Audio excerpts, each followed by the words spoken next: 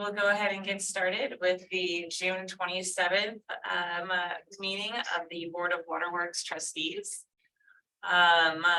We'll just kick it off right away with the consent agenda. And as we work our way through the agenda, I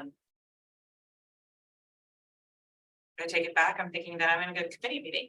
We'll just start with the consent agenda. That includes minutes from May 23rd, 2023, Board of Waterworks Trustees meeting, minutes of June 6th, 2023, Finance and Audit Committee meeting, and minutes of June 13th, 2023, Planning Committee meeting, as well as the financial statements, list of payments for May 2023, the summary of CEO approved expenditures in excess of $20,000, and our next meeting date of July 25th, 2023. Is there any part of those that we would like to call out? Nothing for me, Andrea, unless someone has a question. I had a quick question. Our next meeting date on July 25th, is that when is Rec Fry going to be here in Dover? 26th, the 26th on Wednesday. Yeah, Okay. that's right. The consent agenda. The second, Second. great. All in favor? Aye. So the next item on our agenda is our public comment period. And I just wanted to kick off this public comment period with an update for myself, just a few brief moments here. You know, I was thinking about all of the responsibilities that this utility has on a daily basis, from initiating, engaging, and managing a variety of tasks that our community and our customers depend on, as well as our employees depend on. And then on top of that, we add more complex things like regionalization and growth and, you know, workforce retention. It can be very daunting and overwhelming when we take a second to think back and look at that. So I just wanted to applaud all of you and everyone here for the efforts that you give every day showing up. With that, I feel like I am now part of this family because I've lived here quite a bit over the past few months. So I just wanted to share a little bit about what you know, the meetings that I've been having, which included a quarterly meeting with John when we revisited his contract last year. We talked about engaging in quarterly meetings as a checkpoint or a check-in with him. And Sue and I did that last week. It was a great opportunity to touch base on things that we need to keep on our radar. And one of the items that we reviewed at that time was the board manual. And realizing that this body has the opportunity to review that manual on a regular basis and make considerations there. And I think that's something that we'll continue to look in at as we go forward this year. And then also, we've been having conversations, Graham and I, with Bill and Dee and Lori and Adam, kind of talking through what we have received, and working through the comments and the information that they have brought to our attention. It's been really good to be in those meetings and to hear straight from Bill and Dee and Lori and Adam. I think that we can all agree, at least the sense that I get out of those meetings is that we are all moving forward and that there have been really great conversations where we have identified solutions or paths towards solutions, and that we're continuing to engage in those, in exploring and identifying those, and working together to come to a better place to work and to live at, frankly. So as we continue on, I just wanted to say thank you to everybody who has put in that time to help us be the best organization that we can, and to encourage you all to share that amongst each other, that that I appreciate, and I think I can speak for the board, that we appreciate us not only taking on our daily challenges, but adding these extra layers and coming to the table to make sure that those are addressed and dealt with as well. So that's all for me, and I'll turn it over to Ted for an update on regional governance. Thank you, Andrea. We've done quite a bit of work in the last month since the last board meeting. We're working hard to finalize the third draft. We've worked a lot here in the last couple of weeks on the asset schedule, making sure that's up to date, and we decided to put some more detail in there to define each and every asset, what it is. We have things like addresses and functionality and whatnot. We're also starting to work on the planned capital projects, things that are going to happen.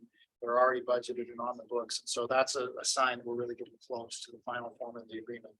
We've also had a number of meetings with selected communities in the last month. We've met with Xenia on the 1st of the month. We met with Johnston, 5th of the month. We met with Bondurant, 19th of the month.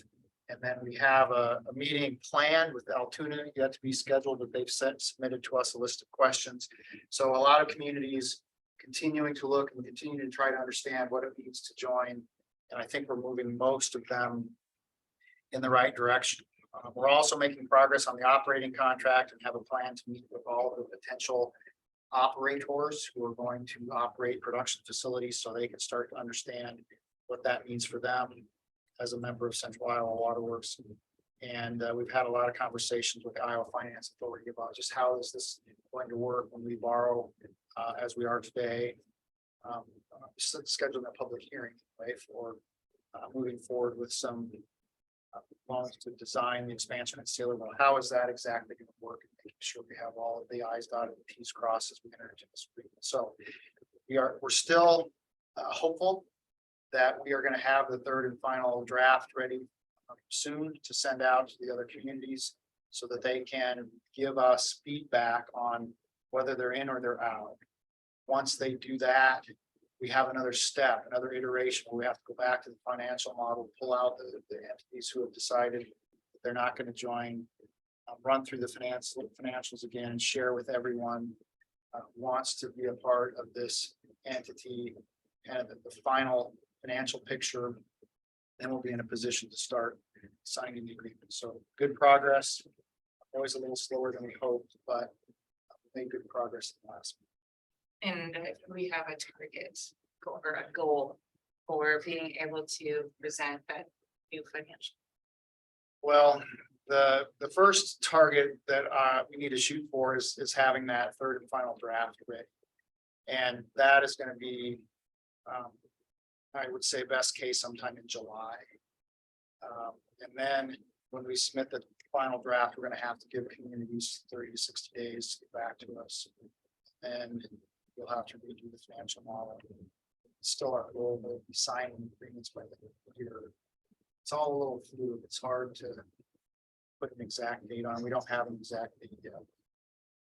We're getting very close. A couple of things that Diane and I have talked to Urbandale and West Des Moines about. We would sure like to start to get some dates on the calendar for public hearings. I know when we've done that before, we haven't had a lot of people interested, but we certainly want to make ourselves available.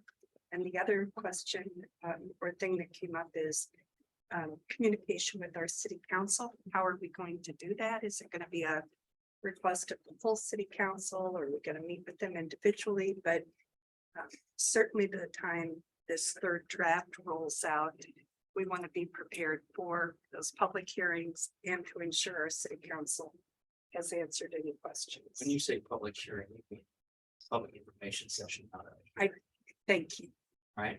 I just want to make sure. Kind of a questions and answers, you Yeah, know. that's fine. Yeah, no, that's a better term. Thank you.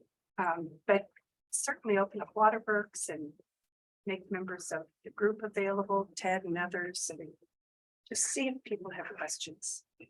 There's been conversation, I know, Diane shared with me, there's been conversation about coordinating those so that various communities are having those concurrently. So that every community feels like they're having the opportunity to hear what they want to hear. Our vision is that once the draft is out, would be the ideal time to start having those public engagement sessions, scheduling those to. Maybe Ted, you should talk to the city manager and ask him how he'd like to handle the city council. My guess is they'd like to probably do it in a work session type thing. That's what is suggested in the past, and I think you're right, maybe it's time to get on the calendar. Yeah, probably should do it. I mean, I don't know when would be a good time. Yep. August or September probably makes sense. You know that the Xenia issue continues to be outstanding for Urbandale and for West Moines. I hope that they can bring that to some kind of closure in the next weeks to a month. And that should doesn't prolong this thing beyond where it needs to be. So, Agreed. I'm aware, I'm hopeful that we can move forward with reference to that issue similar to what's in the second draft. But I'm aware. Are there still active conversations around that, or has it just kind of been we heard and said, wait? No, they're actively meeting. We had a very good, what I thought was a very good meeting with Urbandale, West Moines, where everyone came to the table. And I think they have a shared mission. Sure. It's more of a negotiation now. I guess I mean, absence since that meeting, are they actively negotiating and continuing to have those conversations? Okay. And feel pretty good about. On leading some good. Any other questions or information to share around regional governance? Then we'll dive right into our action items. The first action item is to receive and file the 2022 audit reports. Yes, Andrea, our audit firm, RSM, completed their audit of our financial statements for the year ending December 31st, 2022. They have submitted 5 different reports, Waterworks financial report, the report to the board, the Waterworks trustees, which includes a number of documents that are listed there, and then 3 reports for audits of our services to the city of Moines as collection agent for sewer, solid waste, and stormwater. Within their independent auditors report, they have issued a unmodified or clean opinion of our financial statements, which means that they didn't find any material misstatements or issues. Kristen Hughes and her team reviewed all of those reports with the Finance and Audit Committee at the June 6th Finance and Audit Committee meeting. And so we bring those reports here today for the board's consideration to receive and file. So I'm looking for a motion to receive and file the 2022 financial audit reports and distribute reports to the appropriate agencies. So Second. Just as a question, the report to the Board of Waterworks trustees, is that for our pension? The pension audit is separate, and I think that will come to the board as a separate item, a separate month. Got it. Thank you. Any other questions? Then we'll go ahead and take a vote. All in favor of receiving and filing the 2022 financial audit report, say aye. Aye. Any opposed? Item 3B is to receive and file the 2024 through 2028 5-year capital improvement plan. Andrea, this is a plan that we bring forward to the board each year since 2015. We've been doing a CIP, and that's evolved a little bit from a 3-year plan to a 5-year plan to a true 5-year plan, not including the current year, which is what we've done this year. The engineering and finance team presented the 5-year CIP to committee this month. And the CIP continues to include a number of important projects, including our efforts to expand the Sailorville plant, aquifer storage recovery well, a number of projects to enhance and update facilities at our treatment plants, water main replacement to an even greater extent than historically. In total, about $400 million of the projects over 5 years. Also presented in that plan was a strategy for funding all of those improvements using a combination of regional participation, primarily in the cellular expansion, water rate revenues, and some debt as shown in the table there. Board memo. Important to note that if Central Iowa Waterworks is formed, that will mean some changes in the assumptions that have been used here. We anticipate that Central Iowa Waterworks will form, but we didn't make that assumption when 5-year CIP and the funding plan was created. So if Central Iowa Waterworks forms, assuming that it does, there will be a couple of significant differences. One is that there will be financial true-up, which will bring cash to Moines Waterworks, which we will intend to use to update our system and address some water main replacement issues. And also, and as importantly, the debt will not all be the responsibility of the Waterworks. I'll be sharing some of that debt through Central Iowa Waterworks, both of which would be positives in terms of funding and financing of this 5-year CIP. So again, that was presented to planning, and we bring the 5-year CIP here to the board today for consideration. So we have a motion to receive, or I'm looking for a motion to receive and file the 2024 through 2028 5-year capital improvement. So moved. Second. Just a quick question. How do you reconcile the CIP with just focusing on capital improvements with our annual budget when it comes to resources and labor? We're talking about growth and expansion. How does that get reconciled? Every year, we go through the budget process, and our budget process is a 1-year process. So we started now, basically, we start this time of year, and we start looking at what we're going to do from an operational perspective, a labor perspective, and also a capital perspective. And the CIP for 2024, as an example, is where we will start from a capital perspective. Those are the things that we expect to do. Everything that we intend to do from a capital perspective, be it expansion project or main replacement or replacing PCs or whatever we're going to do, is in that 2024 CIP. That's the starting. I will say, though, that as we work through this and we do our income projections and we do our labor projections and we discuss things like adds to staff and nuances like that, capital picture can change a little bit because we always budget to a zero sum.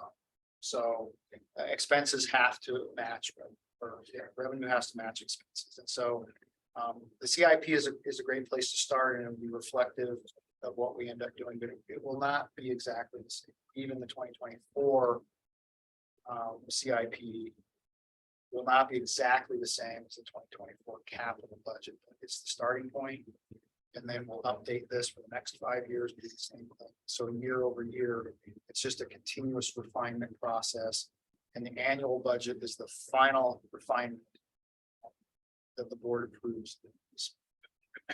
Thank you. I like you. It's good to hear that this is kind of the starting point. So everything from there is reflective of accomplishing these and ensuring that we are setting ourselves up for success in accomplishing the idea of the CIP. And if the CIP has to be adjusted, so be it. Question 2 related to, I've seen this right now on the city side. Deferring maintenance, then having to play catch up. Where would you say that we are on that for Waterworks? Are we on track? Have we been deferring things? Are we playing catch up on past cycles? There is, Ahead. we're not ahead. Okay. There's always more need than there is available funding. I'll say that. There are always more projects that we want to do than we can do. And so it's always a practice of prioritization. And I would say, especially on the water main replacement side, there's some catch up to do. There's real value in the financial true up that we would see with regional governance that will help us there. But I think we could look at every treatment plant, even the newest treatment plant. There are things that we would like to do there, can't do, but every year we do invest millions of dollars back into the system. So it isn't a case of our funds are being deferred to do something that's unrelated to water, like sometimes you see with the city. They have so many things, so many demands that, our demands are our demands, infrastructure, equipment, staffing. So we're prioritizing within our own bucket, which I think makes it easier. And we do, I think, a pretty good job of making sure that we allocate capital money to each of the areas within the utility every year. But I would never say that, there's enough or an excess, or that there aren't things that we wish we could do that we can't, because that wouldn't be true. But we don't have the same problems that other organizations have, where they have a lot of pulls on their funds. All of our pulls are our pulls, and we're addressing them to the best of our ability to prioritize. But we're definitely not ahead. Definitely have work to do. We do invest every year in all of it. Was a day, Alec, where Moines Waterworks did have deferred. I mean, they played that game around here, and in lieu of, they would choose, the entity chose, 0% rate increases and effectively deferred maintenance, which was a dangerous game. And this, I'm a nerd, so I like the capital plan and I like the process. And I'm proud that we've done it, because it's made us so that we're not taking the can down that way. And, I think there's two things. I want to get to Andrew's point too. This process, the fact that Des Moines Waterworks has been doing this process and has done it so well, is why we're going to be able to regionalize, because we have a very definite plan of how money is going to be invested in the future. And so, I mean, not only has it made us a well-run organization, it's also made regionalization possible, which is something to be proud of. But Andrea, to your point about labor force and workforce costs, I think our recent conversations about, maintaining and recruiting and maintaining a workforce, I think it's kind of at the heart of your question about, how we fund that. And I think that, what I kind of see happening, and I think we haven't said it out loud, is, paying a little bit more attention to creating that capital on the workforce improvement plan, so that we can bring wages up to par where they need to be brought up to par in areas, and invest in that recruitment. And that's across the field, right, Ted? I mean, that's not only in pay and benefits, but safety and workforce environment. And I'm hopeful that all of the discussions we're having that are focusing on workforce issues, in a way, turn into a workforce improvement plan that's a lot like this, where we can look out into the future and know how we're going to spend money. We really had those discussions about, and some of those workforce, especially pay issues, are a little more fluid than these other things, but all costs are fluid right now.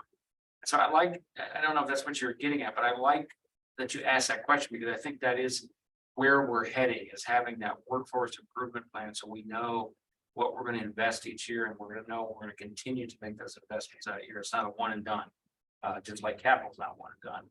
Making increasing a wage here or doing a training here is not something you do and then walk away. So I like that question. I like that thought process. I think we haven't put that many words, Ted, but I think that's kind of what you're thinking. Can I just say, I want us to be very careful though, because we do have a study that we are doing on salaries and things. Absolutely. I don't want this to come across as pay's going up. No, but that's the point, is the study is very important. It reminds me of the capital improvement plan. It's getting the data. Yeah, we're trying to get the right information so we can make informed decisions. So I don't just, if anybody is listening in, I don't want them to think, to impact the workforce issues, pays being impacted. And I didn't mean to step on you, but. And it's all across the board. So you're absolutely right. It's pay, it's benefits, it's safety, it's all of those things. And I think we are taking the time to get the data. So that's a very good point.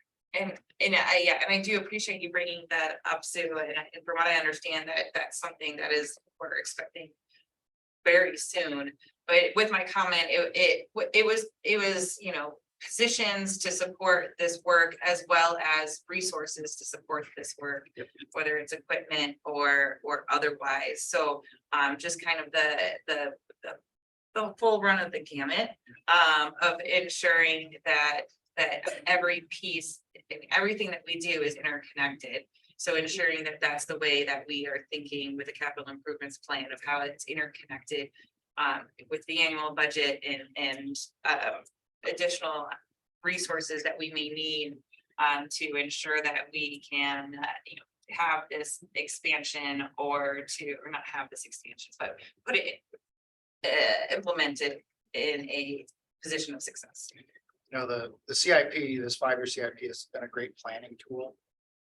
And, I was here for a long time when we did annual budgets. And when you do an annual budget, it's awful easy just to, we'll just defer that to next year, we'll defer it to next year. Well, when you do the 5-year CIP, you can't defer it out 6 years, so pretty soon the buckets start to get pretty, you can see some buckets out there, $100 million a year, that's a big bucket for us. But that makes us think about how are we going to accomplish it? What do we need to do with staff? How are we going to attract and retain the people we need to make this happen? And how are we going to attract and retain the people we need to maintain and operate those things? It's been a great planning tool, and it has forced us to look out into the future a little further. And it has forced us to think about things longer term.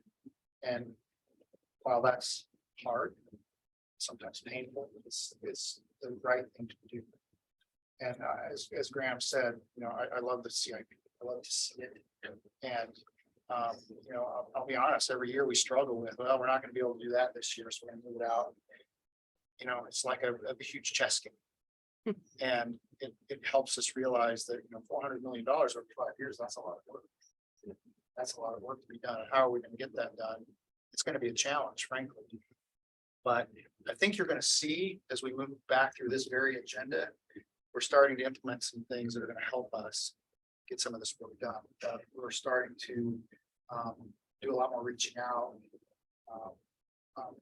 getting assistance to move us in the direction of accomplishing more of this CIP on an annual basis. So we're doing some of the creative things that I think the board asked us 2 years ago to consider: project delivery methods. How are we going to get through this quantity of work? And do we need more staff? All of that is part of this planning. And it's a lot more than just, we're going to do these projects. It's kind of a roadmap for the utility out here. And when I hope too, I think about when the staff showed up a couple of weeks ago and talked about the computers and equipment needs, that as we go through the budgeting, that there are discussions about that. Supervisors to staff. So if there are constraints and we can't do things, those things are understood, or if things need to be moved up, that we have those discussions with our staff. What's important now, what are their priorities to getting the work done in more efficient thing, because I think, those things are important. And I think one thing that we found out was that maybe communication isn't what it should be. So budgeting is always, not everybody's a nerd, not everybody likes to spend the time on it, but that's where those decisions get made on what do we prioritize.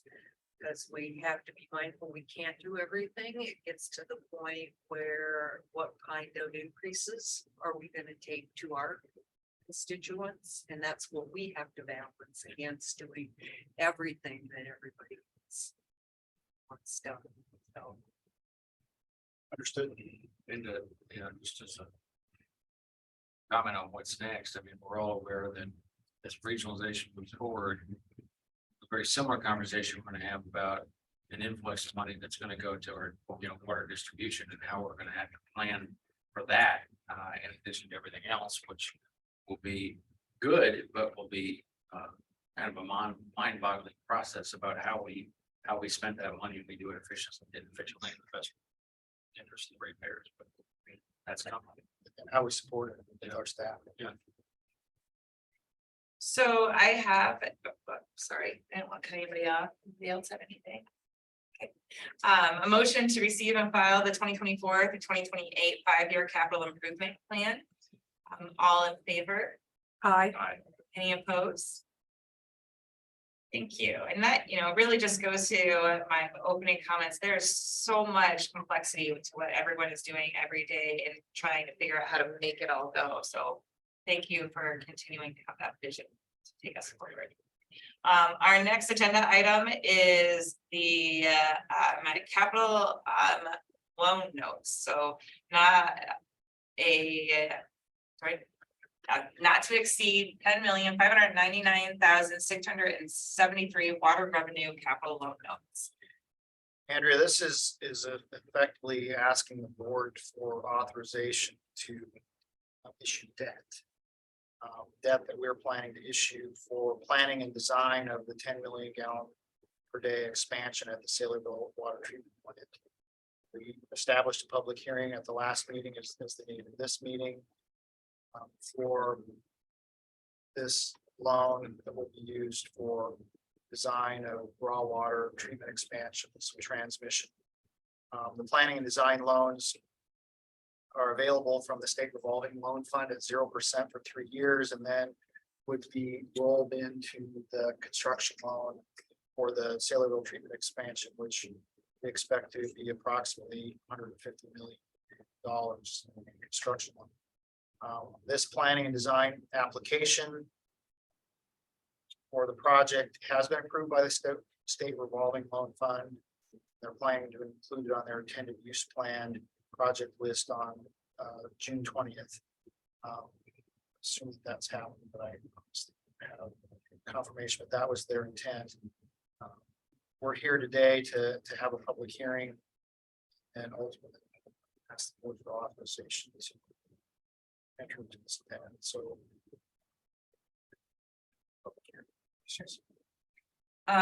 So as Ted said, this is a public hearing. John, feel free to correct me as I muddle through this, but I would like to open the public hearing on the authorization of a loan and distribution agreement and the issuance of notes to evidence the obligation thereunder.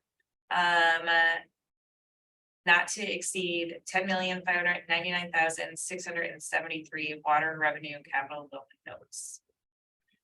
Andrea, I can share that we have received no written or oral objections to this motion, this action up to the time. Do we have anybody here to speak on this? Not hearing or seeing any public comment. I will now go ahead and close the hearing. And take a motion to adopt the resolution instituting proceedings to take additional action for the authorization of a loan and distribution agreement and the issuance of 10,599,673 water revenue capital loan notes. Is there a motion? So move that it be adopted. Move that the resolution be adopted. So I should move the resolution be adopted. Yes. If I so. And if I could just add disbursement. Yes. That the Loan is the authorization of loan and disbursement agreement. So the entire sentence, so I'm moving to adopt the resolution instituting proceedings to take additional action for the authorization of a loan and disbursement agreement. And the issuance of $10,599,673 water revenue capital loan notes. That's the motion. Second. We'll do a roll call vote to adopt that resolution. Bolton, Yes. Davis, Yes. Gillette, Yes. Hubbard, Yes. Muns. Yes. Now I'm looking for a motion to adopt resolution approving and authorizing a form of interim loan and distribution agreement. Disbursement. Thank you. For loan and disbursement agreement and authorizing and providing for the issuance and securing the payment of $10,599,673 water revenue capital loan notes anticipation project notes series 2023 under the provision of the Code of Iowa and providing for a method of payment of said note. I move the motion as read, to adopt the motion. Second, We'll do a roll call vote. Bolton, Yes. Davis, Yes. Gillette, Yes. Hubbard, Yes. Moines. yes. That gets us through item 3C. John, are we all good there? I believe so, yes. Thank you. And minutes of so much the action up there. Moving on to item 3D, the Des Moines Waterworks Rules and Regulations Update, System Development Fees. Andrew, every year, the Moines Waterworks Service Rules and Regulations are brought to the board for approval of various updates. Part of that every year is the schedule of charges, and one of the tables in our schedule of charges is system development fees. System development fees are fees that we charge for each new connection to the system. Those fees cover the costs that we incur for increasing capacity to support new customers. So historically, we've updated those on an annual basis. Recently. Could be the fact that you're on your thing too.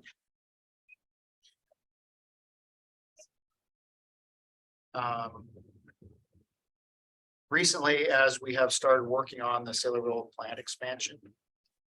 And the types of actions that we've just taken, we recognize that the system development fees that are currently in the rules and regs are probably not entirely adequate to cover the costs of providing service to new customers. And so we want to take an interim action here today. What we want to do is just simply remove the fees that are identified in the rules and regs for very large diameter connections where they would use a lot of water. I want to remove those from the rules and regs and update the rules and regs to say that in the interim, system development fee for a connection that size being calculated on one-for-one basis, or each time we get a request, we'll see how much water they need. We'll calculate those system development fees as appropriate at the time. So instead of just having one published fee that covers every connection that size, we'll do a case by case basis. And so we're here to simply ask the board's permission to remove those stated fees and to add a provision for case by case calculation of those large diameter system development. So moved. Second. Should I read the motion? I have some questions. Yeah, I did. Okay. So Sue just provided a motion to approve the proposed revision to the system development fees and the rules and regulation with an implementation date of July 1st, 2023, and a direct publication of the changes as required by statute. And we also have a second. So my question goes to, you say this is interim, how long will it last as interim? You know, I think for the rest of this year, our hope is that we'll go through the calculation revision process here next year. And then we'll publish system development fees again. I don't know if we'll ever publish system development fees for connections that size. Need to review, look at that closely. We're also having conversations with our medical partners. Sharing the same concept, so that they can look at their likely having their restructure much lower. So that it doesn't look like one entity that's raising the fees. It might be the fees need to be raised so high it needs to be done in steps over the next several years. Not making things jump all at once. We want to evaluate what the true costs are of that. Even for medical partners. I think that's. So will you meet with developers also? Will we do this? What will the process be to do this? Because I'm concerned about having no rule saying we'll do this on a case by case basis. Because I wonder how they go about planning when they don't know what it is. And So, Diane- and I'm wondering about nothing being in the rule, such as here's the basis on which we come up with this fee. Those are where my concerns are. And Diane, to add to your question, how often have we been approving 8-inch, 12-inch? I think might also be helpful for us. Is that something a developer comes along and asks for? For that side of connection to be an industrial user, it's very rare to receive that type of connection. So an 8-inch water connection is probably over 1 million gallons a day of water for that connection. So we Oh, don't see my. a lot, though it's always smaller connections we're seeing. So this doesn't impact, but if we had a big industrial customer that wanted to come to the city, our current fee structure would not cover anyone close to the fees that's possible. I think, Kyle, it would be important to share that. How many 8-inch or 12-inch connections have you dealt with in terms of retail connections? In the last 10 years? Any? I would have to, this would be very, see if there's. I have that number. It's not a large number, but It's extremely rare, less than one a year, I would say. For a retail connection now, you know, a community, a city might have a connection that size, but this doesn't cover cities. You know, they're buying into the capacity of the treatment plants, and so they're already paying the cost themselves. But this would be for. Can't imagine Anheuser-Busch decided to, well, it might be a 12-inch connection. But I don't know that we have any 12-inch retail connections. People will get connections with 8-inch, 12-inch for fire flows, but that's not what this fee, it's just for those that are gonna take. Yeah, I think my question only goes to, not that you shouldn't do it, I think that it's wise to take a look at it, goes to process and time. Right. So let's talk about that process a minute. So, we have a user that comes in and you calculate an 8-inch or 12-inch cost. Does that come to the board for approval? I mean, we've approved these other costs, so it seems like it should come. Yeah, it historically, before we published our system development fees, basically they were all calculated on a case by case basis. They, in that case, they didn't all come to the board. In this case, I think there will be so few of them. Who's interested in certain informational items. But that hasn't been the case in the past. if it's not brought before the board and the customer felt that the fee was inappropriate, then it could be appealed by the customer to the board, so the board would have the opportunity to review at that point. And the only other question, I guess, I would add to that is perhaps somebody could speak for the purpose of the minutes as to the factors considered in terms of calculating this, you know, what it's based on. You know, so that it's the public record as to what we consider the calculated fees. I can start and Kyle can back me up. It's outlined on the packet. Okay. Above the table, there's a paragraph that talks about how, what is used to calculate that. We did add the word production in there. Production would be a big cost. You know, now, so we've added that, but that is applied to the rules there. It's, there's an attachment, Andrea. Oh, and so it's in that first- paragraph. that first paragraph. Above the table. Attachment. So production, distribution, pumping and storage facility costs. Cost of those facilities that are constructed to support new customers or additional. Is the basis for calculating what the fee should be. And I'm assuming it would depend on where it's going in Des Moines as to the cost. So would that be another reason you might find some flexibility to truly calculate the cost? Certainly some portions of our system do not support that, so we would be looking for them to pay the cost of extending pipelines to serve that need, they would have an additional cost beyond just the connection fee. I think it's important to note too, that when we're talking about a facility that will use this size of a connection or this quantity of water, this is something that would be a facility that is looking for sites actively across the country, across the state. These are the types of facilities that go into the, you know, the pre-approved sites that you hear about. They need power, they need water, they need transportation, they need a lot of infrastructure. So they're used to coming to a community saying, we need 1 million gallons per day. We're talking data centers. Or, that kind of facility. This isn't insurance agency. Somebody who needs a typical run of the mill connection. So there would be significant analysis going on. Probably the city would come to us and say, hey, we have a prospect. Can you support this kind of demand on this site? What's going to take?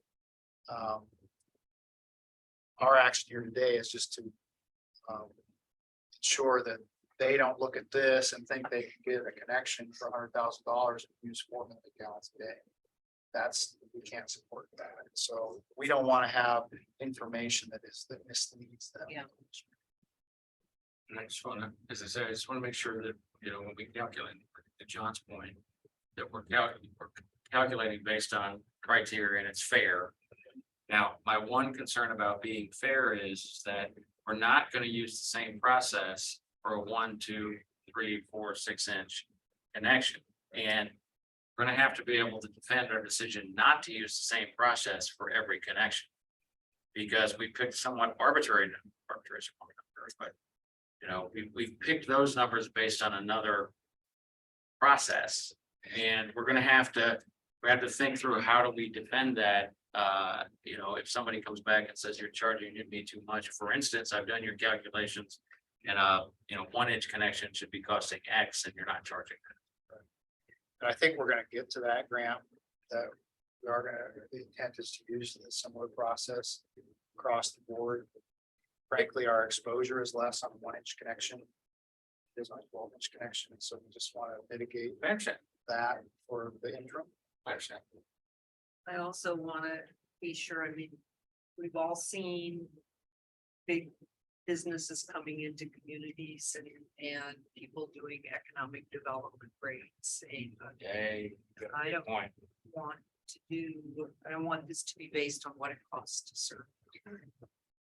Yeah. that's the goal. And that's why it has to be, we have to use a formula that figures out it's the same for everybody. That's a very good point. I would like to, and I think you will do this, but I just want to say for the record, I'd like some feedback on this. I think, as you develop the process, I'd like for the board to hear about it. And I would like for the board to get, if it's an information item or a vote, it doesn't make any difference to me, if a customer comes through and, what the number is and hours. Seems like a logical thing for us to take to planning. Yeah, absolutely. That'd be a great place to take it. I would like us to have the information. We typically do bring the rules and regs update to planning every year. Yep. And so I think this will just be a little bit of an expanded discussion. We get there to talk about the process we came up with, we can share what the interaction has been with the other communities, what they're planning to do. I think there'll be real interest in the line. I just want to Diana's point, I just want to make sure that we're doing our work as a board to make sure that there's no favoritism, that nobody gets a lower rate than somebody else, and that, it's the process is fair. Understood.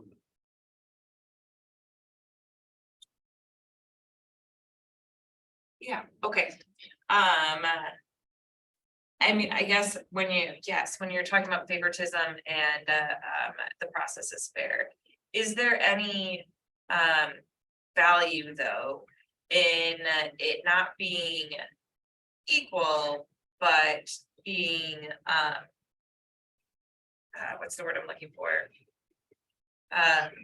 Yeah, based on what their use of the system is gonna be. Yes.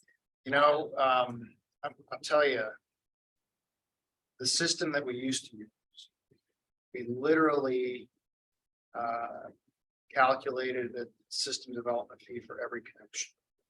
Based on a computer model and analysis of exactly how much water they were gonna use and how much water was gonna come through each pipe and how much we invested in each pipe. And it was nightmarish from the complexity, but it also made it impossible for people to plan and understand what their fee was going to be. And so 20 years ago, I suppose, we did more of a global calculation of what it costs on the average to support a new 1 inch connection or a new 6 inch connection or a new 12 inch connection based on the investments that we had made and planned to make in the system. And so it was a better system because it was easier to administer, it allowed people to plan, but it wasn't as fair and equitable to the individual customer in terms of exactly what facilities they use, exactly how much water they use. But it was better. Right. I'm hopeful that we will come up with a plan that is fair and equitable in terms of it recovers the cost for connections of various sizes, but it still allows for that planning and that publication of at least the smaller diameter fees, so everyone knows that, maybe it will be that if you're gonna get a 1-inch tap in Des Moines, instead of it being $500 and some, it's 5,000. I don't know what we're gonna come up with.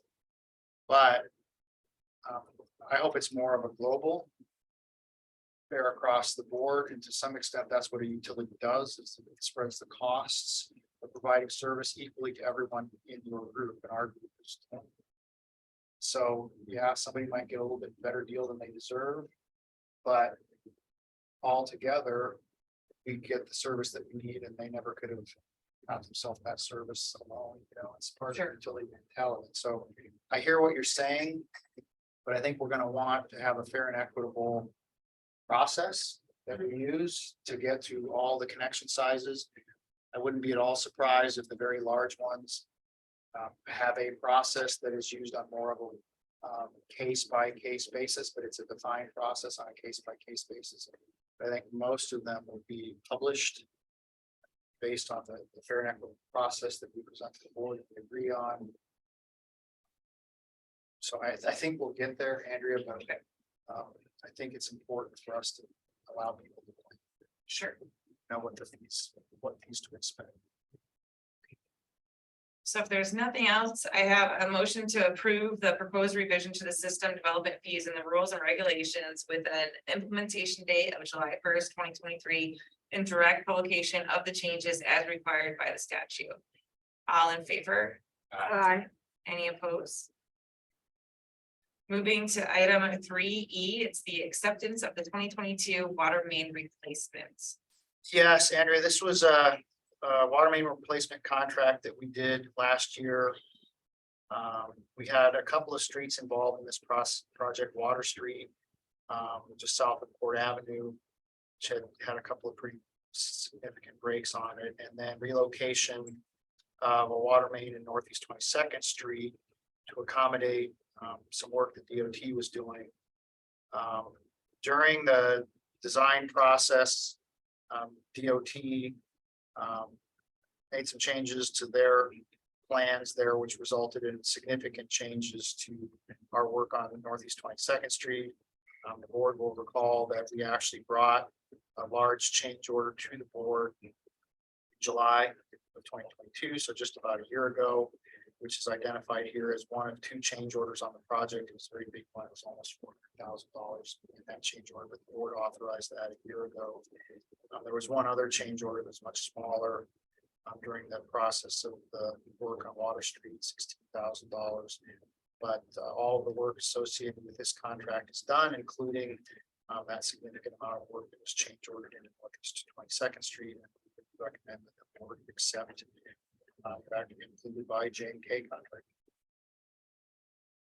Great, so I'm looking for a motion to accept the 2022 Des Moines water main replacement contract completed by J&K Contracting LLC in the amount of $1,298,351.22. So Second. Any discussion? Not hearing any discussions, all in favor? Aye. Any opposed? Item 3F is the acceptance of the Northwest 26th Street Booster Station. this is the booster station that now serves the city of Polk City and portions of unincorporated Polk County. In addition to construction of some 20-inch diameter water main that served the booster station. This was a nice project. Polk City is very happy with it. They had a grand opening. It's built into a neighborhood. I have remember discussion about that. The engineering team designed the thing to look like a house, well, just another house in the neighborhood. They did a nice job with that. All the work associated with the contract is complete. There were 10 change orders on this job. 2 of them were just simply to extend the time because this was during a period of time when we were having significant supply chain issues and we couldn't get things that we want. The parts that we needed, bits and pieces. There were a couple of architectural changes to the building.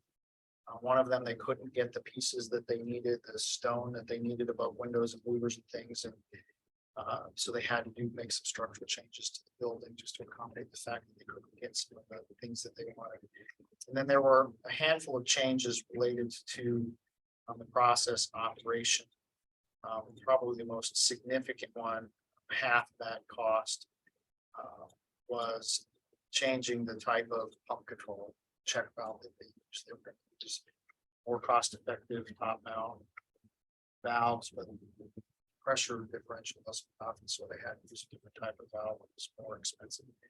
We can get into as much detail as, or as little as you want about that, but we made some process changes. Built a facility that works effectively. We would recommend that the board accept the Northwest Booster Station project. Looking for a motion to accept the Northwest 26th Street Booster Station project completed by Hinkle Construction Company in the amount of $1,602,618.46. Second. Any discussion? Ted, I just got a quick question. When we build a structure that looks like a home and it functions that way, obviously there may be some cost to build something like that. So there's a little extra cost. Is there any ongoing extra cost in maintaining a structure that looks like a house? Maybe a little bit, but I will have to say that they did a great job with the architectural finishes and trying to make them as maintenance free as possible. So stone and aluminum right from the very beginning. Mike, I don't know if you have comments about that.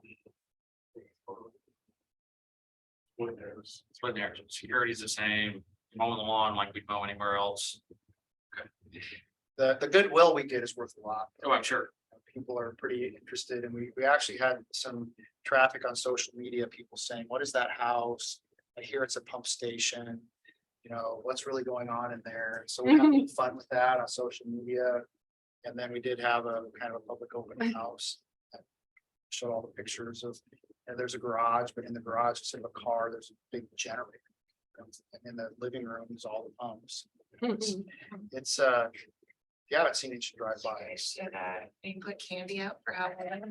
Decorating for Christmas? Bottles of water. Yeah. Yeah, That's right. Our wives. We'll throw a Christmas tree in the picture window. right. No, we haven't done any of that, but it does look nice, and it's, you get over a lot of resistance from the neighborhood. It looks nice. Be careful of the sound, making sure it's reasonably quiet. Do I remember correctly, though, that in some aspects of that construction was actually cheaper because we were using more residential materials than industrial materials? Recall that exactly. I know Don presented. Yeah. It's okay. Maybe the life cycle cost was less because of the commercial applications or something. I honestly don't remember that either. I can, thank you. Any other questions or discussion? Okay, we have a motion on the table. All in favor? Aye. Any opposed? Item 3G is to request authorization to solicit bids for Des Moines Waterworks Grounds Maintenance Facility and establish the date of the public hearing as the date of the August 2023 board meeting. Henry, this is actually an exciting milestone for many of us who have cleaned out the existing grounds shop several times after floods. And finally to the point of soliciting bids to build on the property on the south side of George Flag. To build a new grounds maintenance facility there and move the grounds crew onto the dry side of the people. The memo does a pretty nice job of describing what's planned there. It's not a big facility, it's fairly small. 3 bays with lunchroom, locker room, a couple of offices. It has a little bit of architectural appeal. I would say it's not going to be just like a box. But it's not extravagant. There are a few things that we're gonna be bid as alternates, including that third bay bulk water vendor to get the bulk water vendor out of the treatment plant. Today, if anyone wants bulk water, they have to literally go through the guard station into the treatment plant, block the driveway there by stores, fill up their trucks. So we're gonna try to get that out. A couple of other upgrades, more paving in the back. So those things listed there are being bid as alternates, so we can decide. But we're here today to ask the board for authorization to solicit bids for the new grounds maintenance facility. So I need a motion to authorize staff to solicit bids for Des Moines Waterworks ground maintenance facility and establish the date of the public hearing as the date of the August 2023 board meeting. And direct staff to publish notice as provided by law. This is the construction of the facility that was presented to us at the garden, the town garden. That is correct. And you If I know, remember correctly, that piece of ground and facility, is there room for expansion there? I mean, So it's are we tear gonna fill up down. the whole, are we gonna fill up the footprint? There's room for 2 more bays, That's For a total of 5, for a total of 5, they're double deep bays. Unfortunately, there is an easement that goes through the property, right? reduced, but we did lay out the site plan so that potentially we could add 2 more bays. That's what I thought. you know, I was thinking about the presentation to Andrea that we had at the Botanical Garden. If someone has that, could you share that with Alec? I thought that was a great presentation. And it's not everything we want with this, but I mean, there are plans of what eventually it could become, and I think a number of us were saying, how can we maneuver the budget, to try to give them a little bit more, but that was a great presentation. Just to give you background. Any other comments? All right, we have a motion on the table, all in favor? Any opposed? Moving on to item 3H, request authorization for CEO and general manager to execute professional services agreement with HNTB Corporation for 2023 Des Moines Water Main Replacement Contract 2. Andrew, I'm just gonna point out that this, to me, this is kind of the beginning of the process where we're using some of our indefinite scope agreements that we worked pretty hard on in engineering to get different kinds of consulting services for different projects, and do that expeditiously and effectively. There's some discussion at the beginning of the memo here where it describes that we received proposals from 17 different consultants for water distribution engineering services as part of that indefinite scope outreach that we did. The team reviewed those and they selected 2, I believe, for 5-year master service agreements, HNTP and Snyder Associates. So you're going to see that we are proposing to work with both of those firms here on the next 2 projects. I also think it's important to note this is a great opportunity for us to get some experience with the firms to do that kind of design, because we're going to have funds available from the Central Iowa Waterworks initial true up that we can use to invest in our distribution system. And I think it's going to be important for us to have partners who can help us do some of that design, get that, get those improvements made in time. But in this case, we are proposing to hire HNTB to do design services for some water mains in the northeast part of the Des Moines system. You can see the list of projects there. We've negotiated a price with HNTB, Howard Needles, Tammany, and Bergenbach. See the acronym there, $203,270. We're asking authorization for me to execute this professional services agreement with HNTB in that amount for contract 2 design services. So we need a motion to authorize the CEO and general manager to execute a professional service agreement with HNTB Corporation in the amount of $203,270 for 2023 Des Moines Waterworks Main Replacement Contract 2 Design Services. So moved. Second. Any questions or comments? A question I had, and then I'll. It's out of curiosity, but, I was just listening to a podcast, I bet they're talking about infrastructure, transit infrastructure costs, and why it's so expensive to build in New York. And one of the reasons they outlined was they thought, one, there's too many transit agencies in general, there's very fragmented, but then their analysis is, and like you was saying, they didn't, the early stage stuff, they outsourced too much of it to outside firms. They should have some of that development in-house. And so I was just kind of curious, like, explain it to me like I'm 5, like, all of the engineering and design work needed for stuff like that. What of it is, do we do in-house? What do we make that decision that it needs to go to a third party contract? Yeah. That's And it's probably a great question. Yeah, we could spend a lot of time, but I will say this, that I think water main replacement is kind of our engineering department's bread and butter. I really feel like, in my experience, utilities can do a better job of water main replacement design than consultants oftentimes. I always thought that our engineering department did a great job, and it's the right kind of work for them, and it's something that you get a lot of experience at, even as a water utility, because you do it over and over and over. We can do a great job of that. We have a team upstairs who does a great job of water main replacement design, and will continue to do that. But we are moving into an era where I think we're going to have more of that than we can do. So it becomes a question of, do you spool up to do a bubble of work and then shrink back down, or do you work with some partners and do some different things? And I feel like we're going to be in a little bit of a learning phase here and see if we can have contractors do a good job, consultants do a good job on design for this kind of work. Even though I think that this is something that is important for our engineering department to maintain a strong skill set.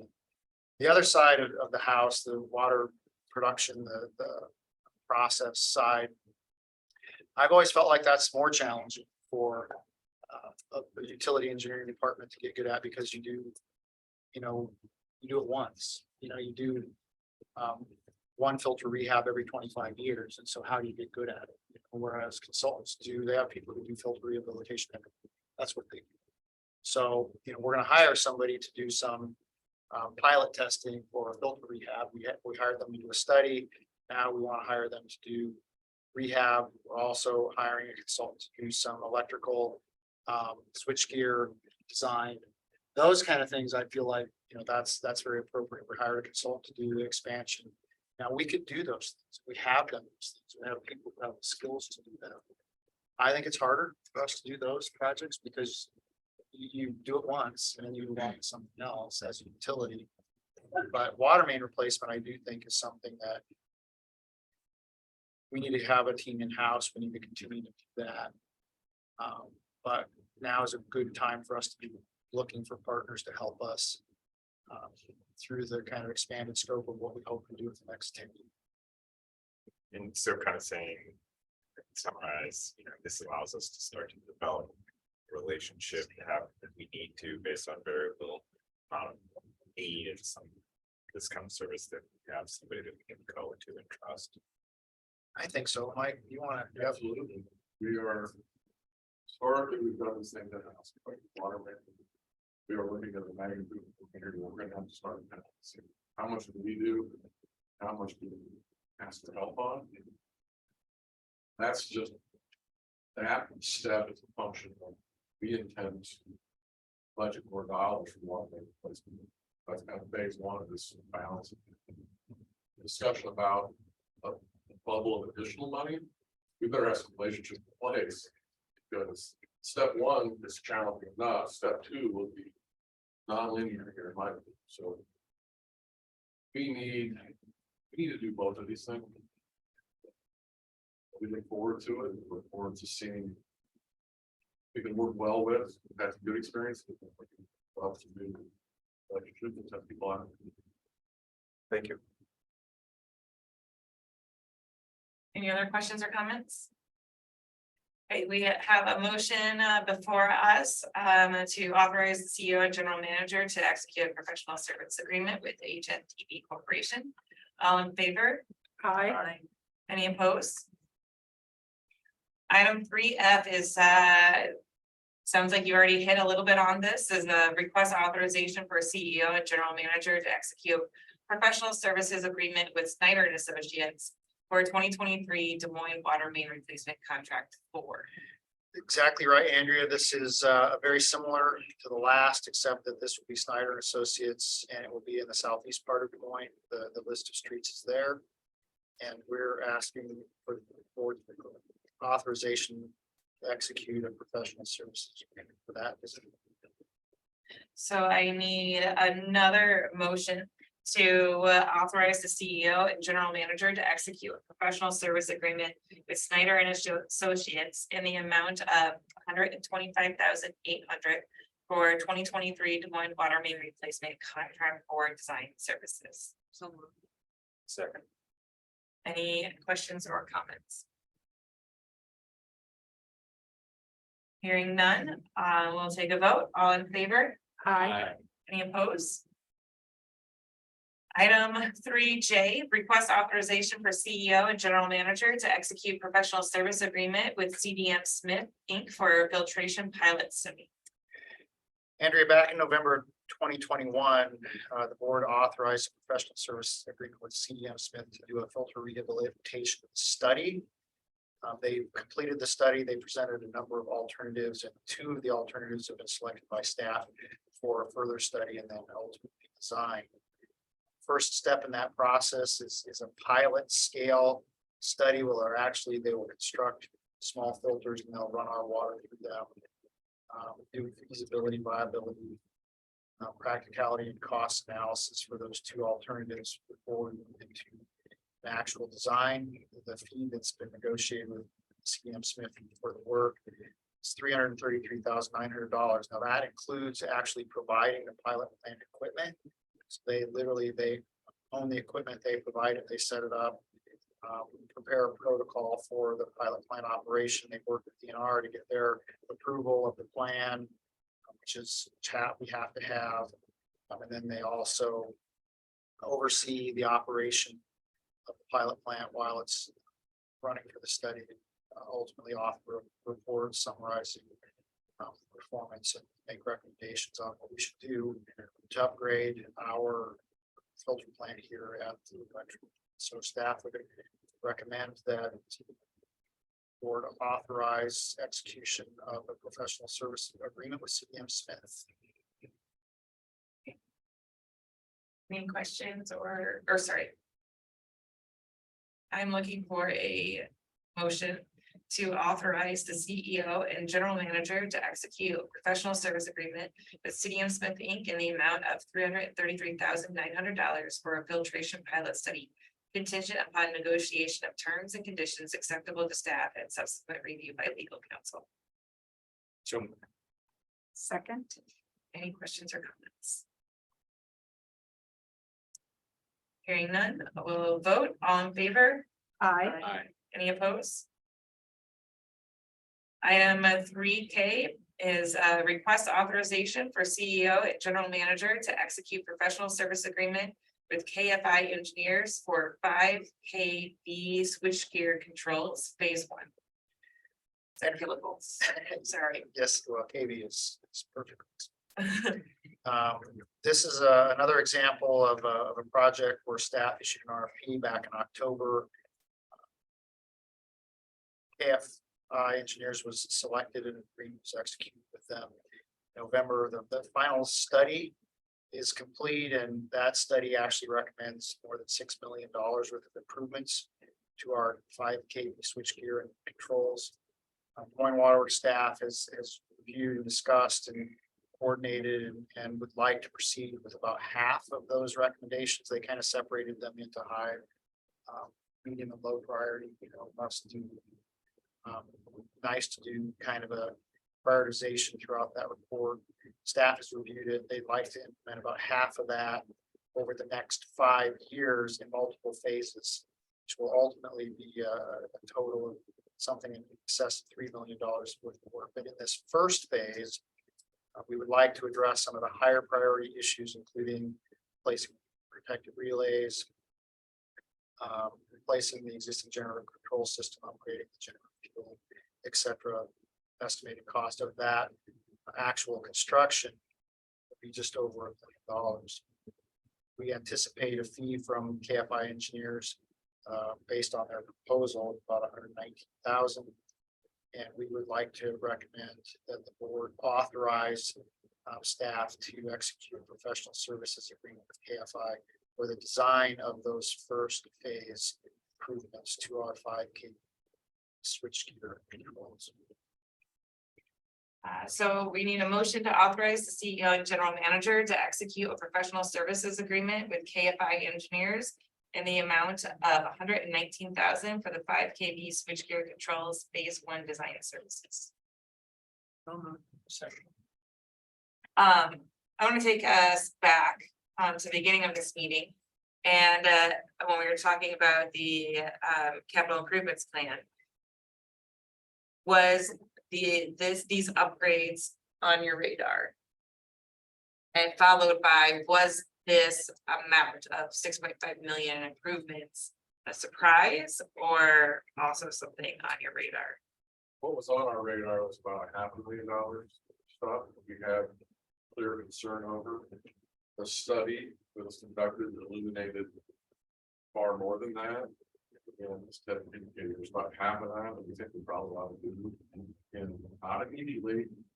Most important things, protective relays, full panel upgrade. Those are the things that got us into this, our interest in this project, but they clearly demonstrated some other things we should do. So our CIP has been updated to reflect targets. So summarize, again, we thought we had a $500,000 project, it might be done. We're finding out we have $1 million project to really do the most important things. A couple of years from now, we're about some other things that we think are important to run the plans. Thank you. Any other questions or comments? All right, we'll take a vote on the motion before us. All in favor? Aye. Any opposed? Okay, item 3L is a request permissions to establish the date of public hearing for the City of Des Moines stormwater facility maintenance easements as the date of the July 2023 board meeting. Yeah, Andrea, this is a part of the site plan approval process for the new ground shop. We purchased that property from the city. There are actually a couple of areas. One of them is right along George Flag, and then one of them is kind of in one of the back corners of the site where the city needs access for operation maintenance of the stormwater system.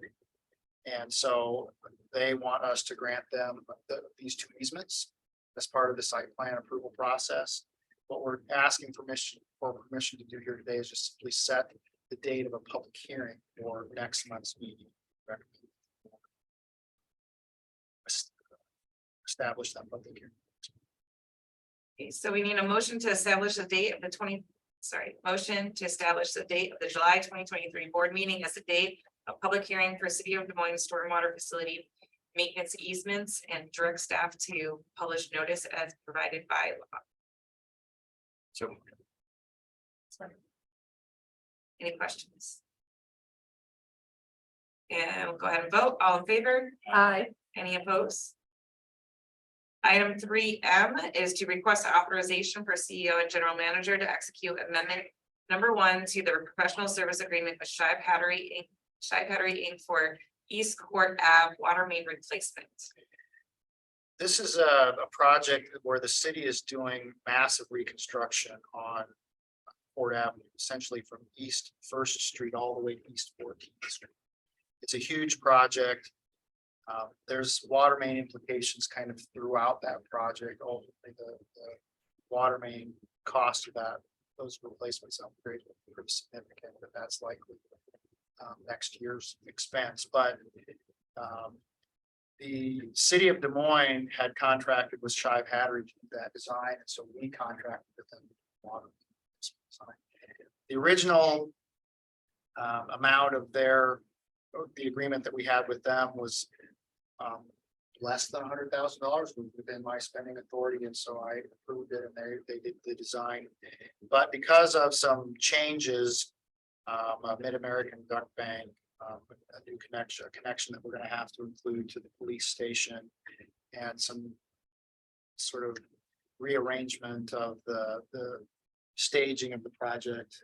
It's expanded their scope and they need more money, which takes it above my spending. So we are here today to ask the board for approval to execute amendment number 1 to our professional services agreement with Shive Hattery in the amount of $22,000, which will take the total of our agreement with them to $112,500.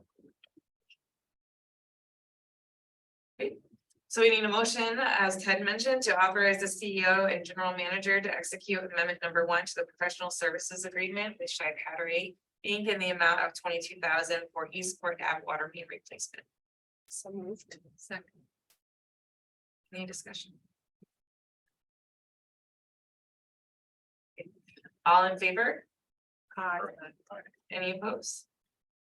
Moving on to item 3N, request authorization for CEO and general manager to execute amendment number 1 to the professional services agreement with HDR Engineering Inc. for Silverville Water Treatment Plant capacity expansion design and construction services. Yes, and this is a bit of a long story, but an important story.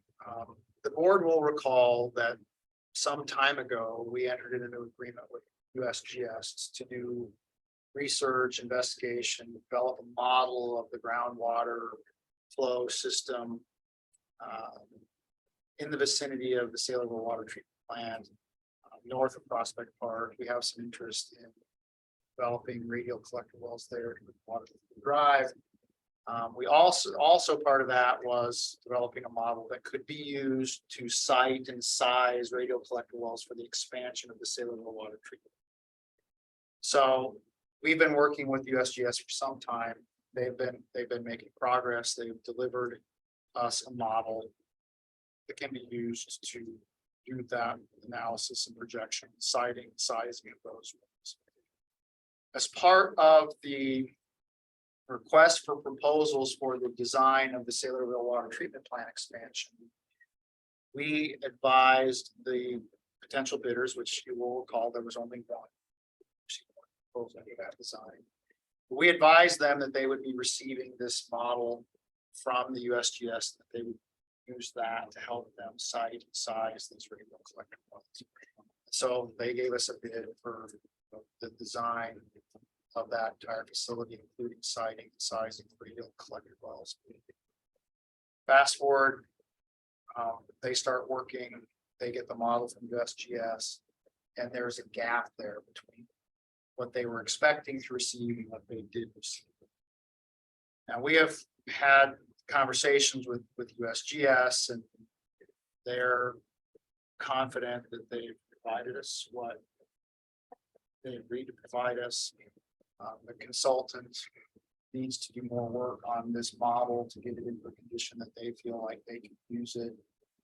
We believe that in the most appropriate path forward is to have the consultant do that additional work to get the model into the condition they need, as opposed to going back to USGS and getting them to do additional work on the model. So what we have here today, we're requesting authorization to execute this amendment, which will allow the consultant who's doing the design of the Sailorville Water Treatment Plant to do additional work on the model to get it into the shape that they need to do siting, sizing. Mike, did I explain that? I think you did. There's a gap.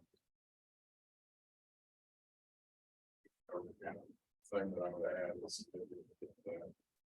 I don't think it's consultants to act and explain the situation and the narrative. Pack is on. That's that base to make sure that there's support. Regional Technical Advisory. Thank you. So we're interested in authorization to execute this. So I need a motion to authorize the CEO and general manager to execute amendment number 1 to the professional services agreement with HDR Engineering in the amount of $111,551 for the SWTP capacity expansion project. So Second, So I guess the question is, why was there a misunderstanding as to what was expected? Why didn't, we thought we were getting it? And We thought we had a clear understanding of what the endpoint of the USGS's process was going to be, try to define that, the request for proposals. And when Black and Beach, I guess, is who's actually doing that analysis, is trying to use the model that they got, they said, well, this isn't as far as we expected it was going to be. This is not what we based our work on. It's going to be a job to get it to where we thought we were going to start. Like, I don't know if you have a better. Okay. Sorry. Say. Possibly misunderstanding or sense that. It's not something we do every year, have. Greatest clarity, exactly what we're asking for and expecting. We came up a little short here. It's fair to say. Learn from that, but we also got to move forward. What's the best thing to do? Try and exact this out of USGS and their timeline. We engage the consultant at a higher level, and that's what the team, that's the fork in the road the team. So it's not perfect. Path forward, we lose. And is it fair to say that there's an alternate path that involves going back to USGS and saying, you know, told us how far you were gonna get, we shared that, we don't feel like we're there. But the timeline of that is part of the critical path. Another 6 or 7. We think it's. We can. Try and get into. Grander discussion with them about reconciling this gap. Out here.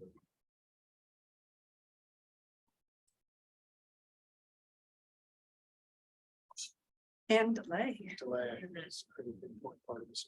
We're getting some reduction in the USGS contract, but this is not gonna be a dollar for dollar thing, not here to advertise this. $6,000. Are related to this. Some minor savings, but there's, in the end, there's additional expense that is. I think I may add on the delay, it's really critical, the design of the Sailor expansion plant, timeline involved, probably the critical part is the wells. So any delay, siting wells, delays, startup, the expansion, there's no schedule. Like that without delay, startup. Expansion.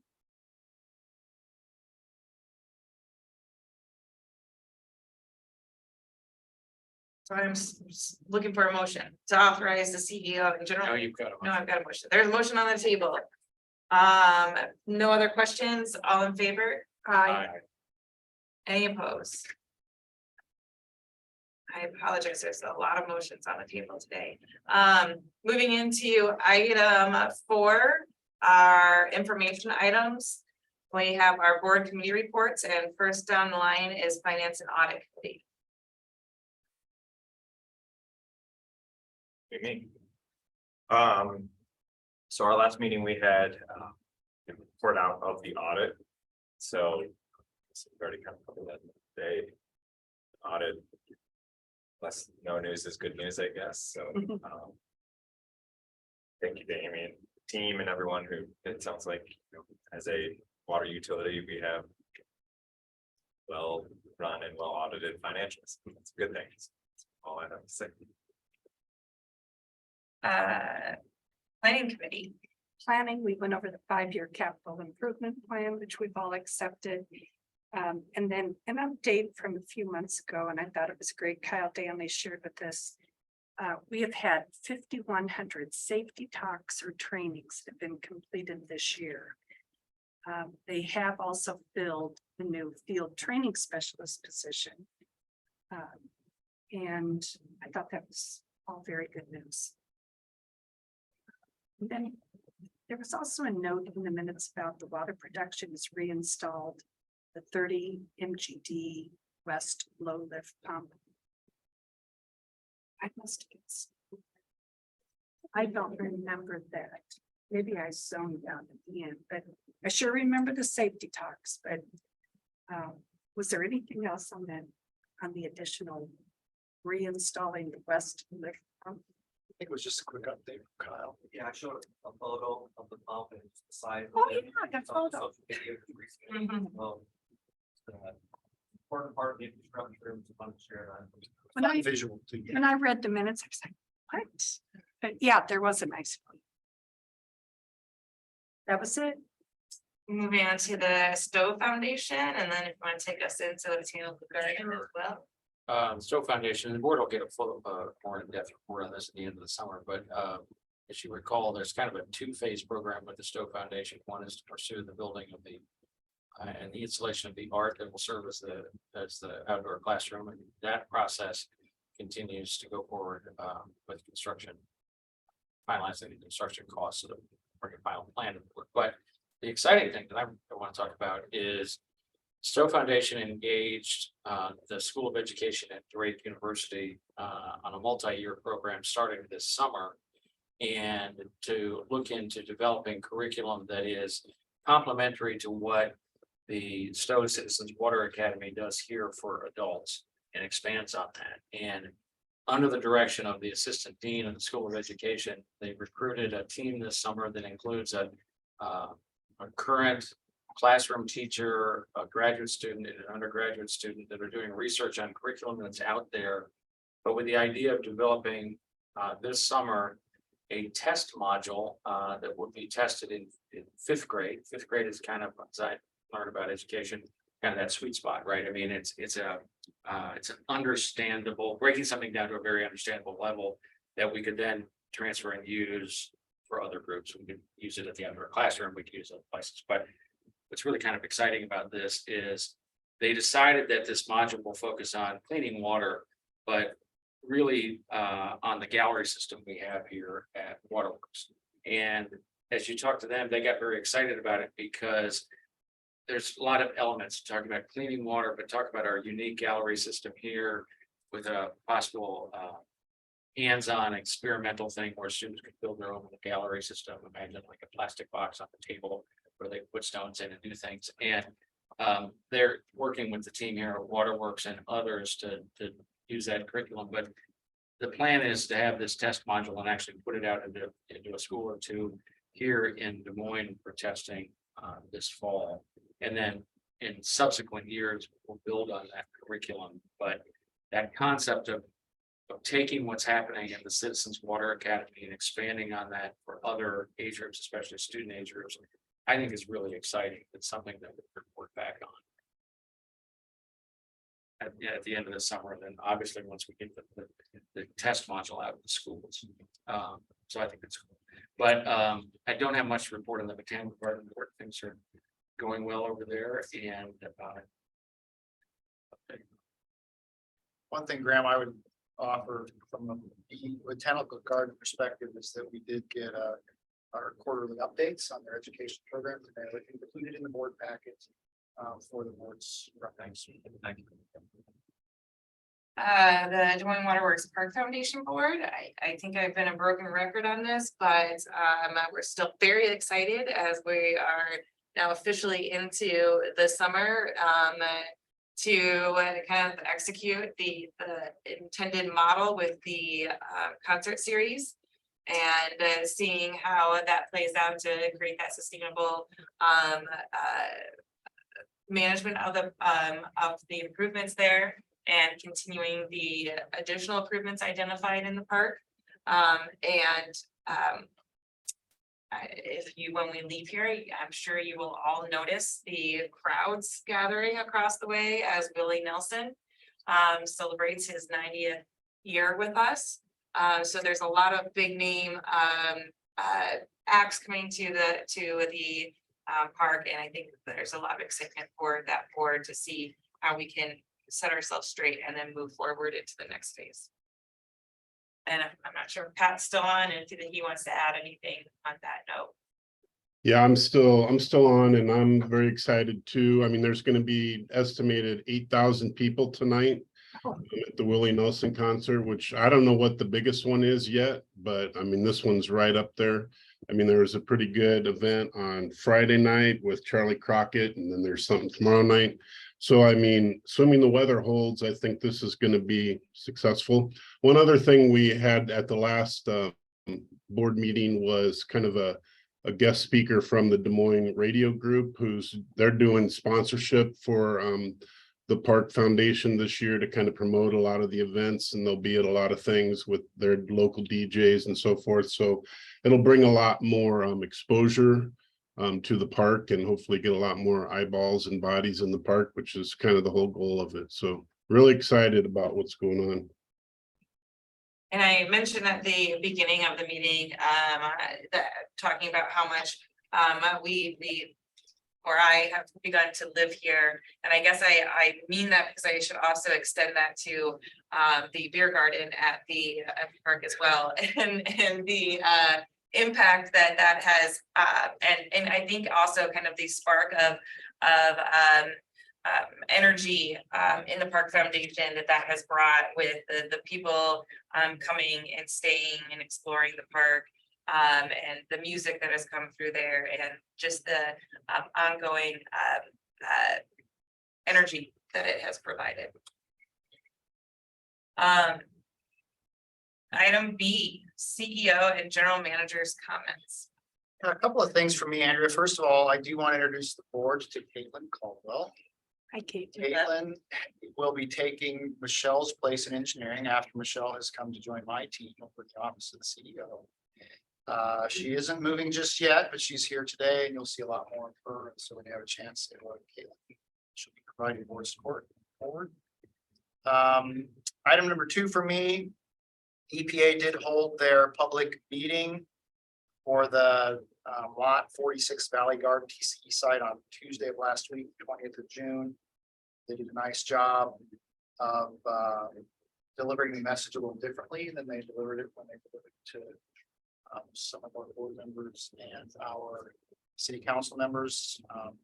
Melissa had an opportunity to meet with their public relations person, right track in terms of messaging, telling the good news first, and then telling the details. So I thought that went pretty well. There were a number of members of the public there who did ask questions mostly about who's responsible, who's going to pay a timeline, things like that. But they did a great job of recognizing or confirming that there isn't an issue with drinking water or with the park or with the businesses over there. They're here to prevent that from happening. So they emphasized that a couple of times.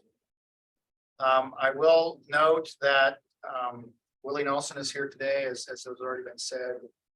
Sam tells me that this is already the largest paid show that they've had at the amphitheater. Apparently the symphony had a large event that was free to the public. So this is the largest paid show that they've had thus far in their experience, which is great to see them making those kind of strides. I will point out that the 11th of July, which will be before our next board meeting, is the 30th anniversary of the flood. So hard to believe that's been getting a lot of press, got a lot of interviews, and I think every media outlet is planning to have some sort of remembrance of the flood. So I look forward to being bombarded with that week. And then the last thing I have, Andrea, is to just point out the safety update that's in the board packet. I had shared with the board that we had a fairly serious single vehicle accident. Thankfully, the employee was hospitalized briefly, but was released that night and back to work. Bill, right? It's back today. It was the first day. he's back to work and we're glad of that. He's a little banged up, but nothing really serious. The notes in the safety update this week, or this month, are about new hire safety training checklists. 20 new hire checklists have been completed since we started that process a couple of months ago. 21 more are in progress, and we backed up. That's not that we've had 41 new people start, but we backed that up a little bit just to make sure we caught it, everybody. There are none of them that are overdue in terms of trying to get those all completed in 60 days. So we're making some progress there. I think that's a positive. And as Sue already mentioned, the new field training specialist position has been filled. We're actually in the process of waiting for that person to be able to move his back to his position, but making progress on that front. So I'll stop there unless there are any questions. Ted, can I just bring up at the next meeting? I know I told you and Andrea wouldn't be there. We're in the midst of vacation and it's right. And we have public hearings scheduled for the next board meeting. So I thought just might want to make sure we have an appointment. July 25th. If it was 2 days later, I probably would maybe be alive, but before rank branch.